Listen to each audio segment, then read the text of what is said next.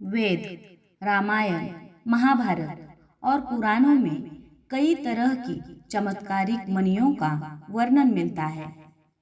पौराणिक कथाओं में सर्प के सिर पर मणि के होने का उल्लेख मिलता है।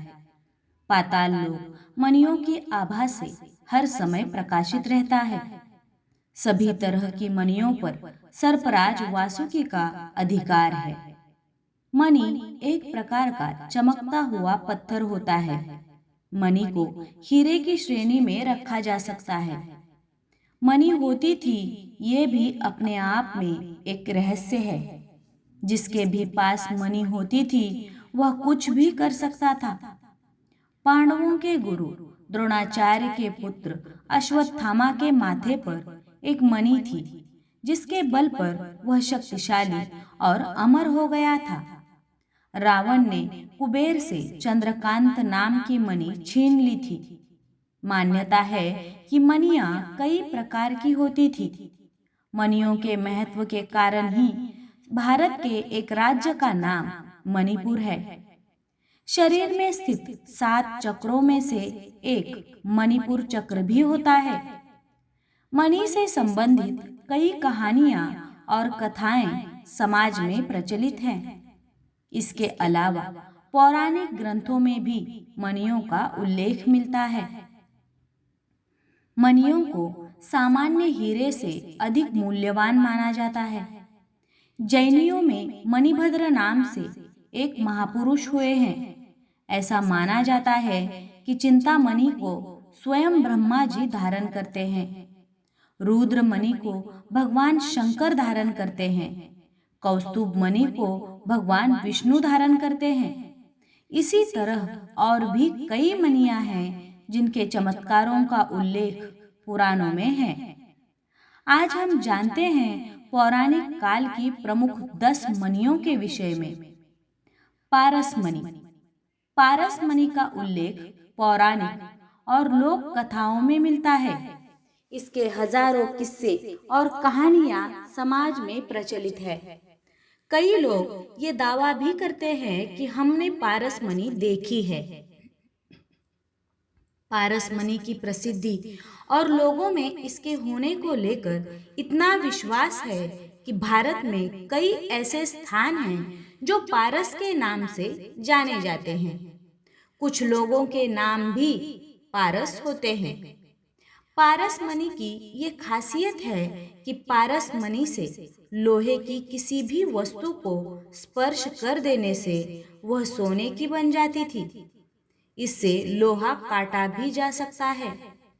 कहते हैं कि कौओं को इसकी पहचान होती है और ये हिमालय के आसपास ही पाई जाती हैं। हिमालय के साधु संत ही जानते हैं कि पारस मणि को कैसे ढूंढा जाए, क्योंकि वे ये जानते हैं कि कैसे कौओं को ढूंढने के लिए मजबूर किया जाए। नीलमणि। नीलमणि एक रहस्यमय मणि है। असली नीलमणि जिसके भी पास होती है उसे जीवन में भूमि, भवन, वाहन और राजपद का सुख होता है। इसे नीलम भी कहा जाता है। किंतु शनि का रत्न नीलम और नीलमणि में फर्क है। संस्कृत में नीलम को इंद्रनील, तृषाग्रही नीलमणि भी कहा जाता है। असली नीलमणि या नीलम से नीली या बैंगनी रोशनी निकलती है जो दूर तक फैल जाती है। नीलम के 2 प्रकार है, एक जलनील और दूसरा इंद्रनील।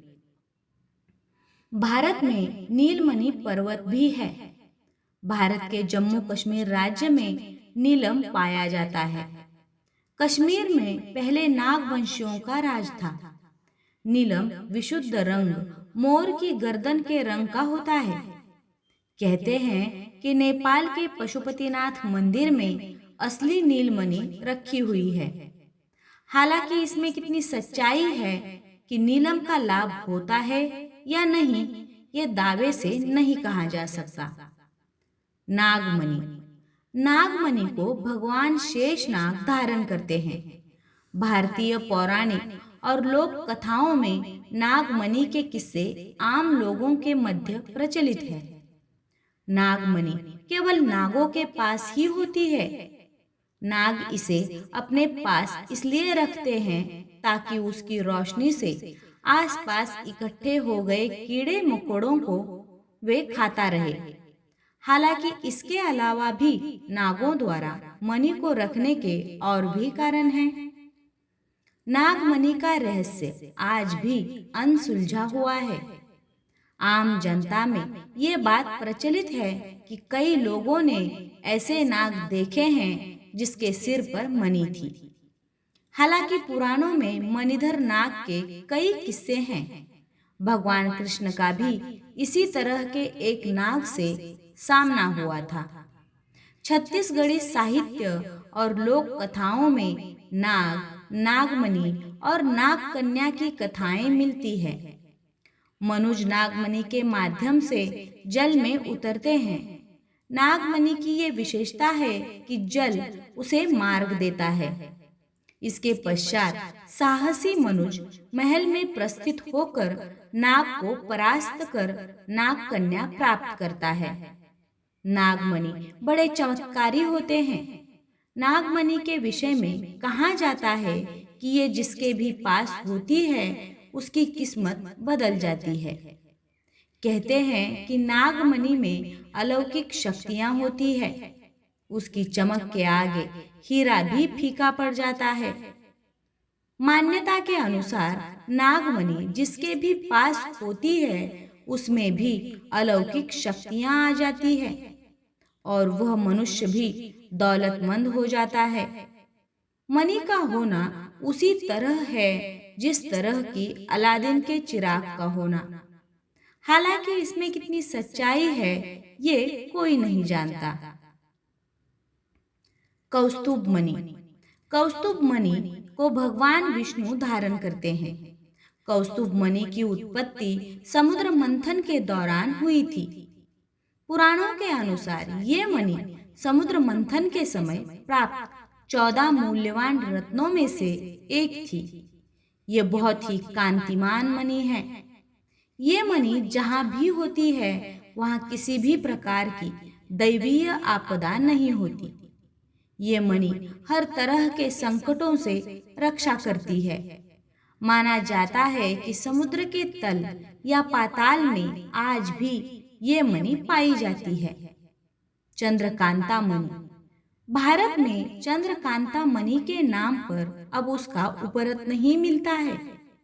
इस मणि को धारण करने से भाग्य में वृद्धि होती है। किसी भी प्रकार की गंभीर दुर्घटनाओं से बचा जा सकता है। इससे वैवाहिक जीवन भी सुखमय व्यतीत होता है। चंद्रकांता मणि का उपरत्न पारदर्शी जल की तरह साफ सुथरा होता है। यह चंद्रमा से संबंधित रत्न होता है। माना जाता है कि असली चंद्रकांता मणि जिसके भी पास होती है उसका जीवन किसी चमत्कार की तरह पलट जाता है। कहने का तात्पर्य यह है कि उसका भाग्य अचानक बदल जाता है। इस मणि की तरह ही उसका जीवन भी चमकने लगता है। उसकी हर तरह की इच्छाएं पूर्ण होने लगती है। कहते हैं कि झारखंड के बैजनाथ मंदिर में चंद्रकांता मणि है। धनकुबेर की राजधानी अलकापुरी से राक्षस राज रावण द्वारा यहाँ पर यह मणि जड़ित की गई थी। सुश्रुत संहिता में चंद्र किरणों का उपचार के रूप में उल्लेख मिलता है, जिनमें प्रमुख है अद्भुत चंद्रकांता मणि का उल्लेख। इस मणि की एक प्रमुख विशेषता होती है कि इसे चंद्र किरणों की उपस्थिति में रखने पर इससे जल टपकने लगता है। इस जल में कई अद्भुत औषधीय गुण होते हैं। चंद्रकांता मणि से उत्पन्न जल कीटाणुओं का नाश करने वाला है। शीतल, आह्लाददायक, ज्वरनाशक, दाह और विष को शांत करने वाला है। समयंतक मणि। समयंतक मणि को इंद्रदेव धारण करते हैं। भगवान श्री कृष्ण को इस मणि के लिए युद्ध करना पड़ा था। उन्होंने मणि के लिए नहीं बल्कि खुद पर लगे मणि चोरी के आरोप को गलत सिद्ध करने के लिए जाम्बवंत से युद्ध किया था। दरअसल ये मणि भगवान श्री कृष्ण की पत्नी सत्यभामा के पिता सत्राजित के पास थी और उन्हें ये मणि सूर्य देव ने दी थी। सत्राजित ने ये मणि अपने देवघर में रखी थी। वहां से वह मणि पहनकर उनका भाई प्रसेनजित आखेट के लिए चला गया। जंगल में उसे और उसके घोड़े को एक सिंह ने मार दिया और मणि अपने पास रखी। सिंह के पास मणि देखकर जामवंत जी ने सिंह को मारकर मणि उससे ले ली और उस मणि को लेकर वे अपनी गुफा में चले गए, जहां उन्होंने इसको खिलौने के रूप में अपने पुत्र को दे दी। इधर सत्राजित ने श्री कृष्ण पर आरोप लगा दिया कि ये मणि उन्होंने चुराई है। तब श्री कृष्ण को ये मणि हासिल करने के लिए जाम्बवंत जी से युद्ध करना पड़ा। बाद में जाम्बवंत जब युद्ध में हारने लगे तब उन्होंने अपने प्रभु श्री राम को पुकारा और उनकी पुकार सुनकर श्री कृष्ण को अपने राम स्वरूप में आना पड़ा। तब जाम्बवंत ने समर्पण कर अपनी भूल स्वीकार कर ली और उन्होंने मणि भी दी और श्री कृष्ण से निवेदन किया कि आप मेरी पुत्री जाम्बवती से विवाह करें। जाम्बवती कृष्ण के संयोग से महाप्रतापी पुत्र का जन्म हुआ, जिसका नाम सांब रखा गया। इस सांब के कारण ही कृष्ण कुल का नाश हो गया था। श्री कृष्ण ने कहा कि कोई ब्रह्मचारी और संयमी व्यक्ति ही इस मणि को धरोहर के रूप में रखने का अधिकारी है। अतः श्री कृष्ण ने वह मणि अक्रूर जी को दे दी। उन्होंने कहा कि अक्रूर, इसे तुम ही अपने पास रखो। तुम जैसे पूर्ण संयमी के पास रहने में ही इस दिव्य मणि की शोभा है। श्री कृष्ण की विनम्रता देखकर अक्रूर नतमस्तक हो उठे। स्फटिक मणि। स्फटिक मणि सफेद रंग की चमकदार होती है। ये आसानी से मिल जाती है, फिर भी इसके असली होने की जांच कर लेनी चाहिए। स्फटिक मणि की अंगूठी भी होती है। अधिकतर लोग स्फटिक की माला धारण करते हैं। हालांकि स्फटिक को धारण करने के अपने कुछ खास नियम होते हैं, अन्यथा ये नुकसानदायक भी सिद्ध हो सकता है। इसको धारण करने से सुख, शांति, धैर्य, धन, संपत्ति, रूप, बल, वीर्य, यश, तेज व बुद्धि की प्राप्ति होती है तथा इसकी माला पर किसी मंत्र का जाप करने से वह मंत्र शीघ्र ही सिद्ध हो जाता है। स्फटिक मणि के कई चमत्कारों का वर्णन ज्योतिषियों के ग्रंथों में मिलता है। लाजावर्त मणि। इस मणि का रंग मयूर की गर्दन की भांति नील श्याम वर्ण के स्वर्णिम छींटों से युक्त होता है। ये मणि भी प्रायः कम ही पाई जाती है। लाजावर्त मणि को धारण करने से बल, बुद्धि एवं यश की वृद्धि होती है। माना जाता है कि इसे विधिवत रूप से मंगलवार के दिन धारण करने से भूत, प्रेत, पिशाच, दैत्य, सर्प आदि का भी भय नहीं रहता। उलूक मणि। उलूक मणि के विषय में ऐसी कहावत है कि ये मणि उल्लू पक्षी के घोंसले में पाई जाती है। हालांकि अभी तक इसे किसी ने देखा नहीं है। माना जाता है कि इसका रंग मटमैला होता है। ये किंवदंती है कि किसी अंधे व्यक्ति को यदि घोर अंधकार में ले जाकर द्वीप प्रज्वलित कर उसकी आंख से इस मणि को लगा दे तो उसे दिखाई देने लगता है। दरअसल ये नेत्र ज्योति बढ़ाने में लाभदायक है। घृत मणि की माला धारण कराने से बच्चों को नजर से बचाया जा सकता है। इस मणि को धारण करने से कभी भी लक्ष्मी नहीं रूठती। तैल मणि को धारण करने से बल, पौरुष की वृद्धि होती है। भीष्मक मणि धनधान्य वृद्धि में सहायक है। उपलक मणि को धारण करने वाला व्यक्ति भक्ति व योग को प्राप्त करता है। उलूक मणि को धारण करने से नेत्र रोग दूर हो जाते हैं। लाजावर्त मणि को धारण करने से बुद्धि में वृद्धि होती है। मासर मणि को धारण करने से पानी और अग्नि का प्रभाव कम होता है।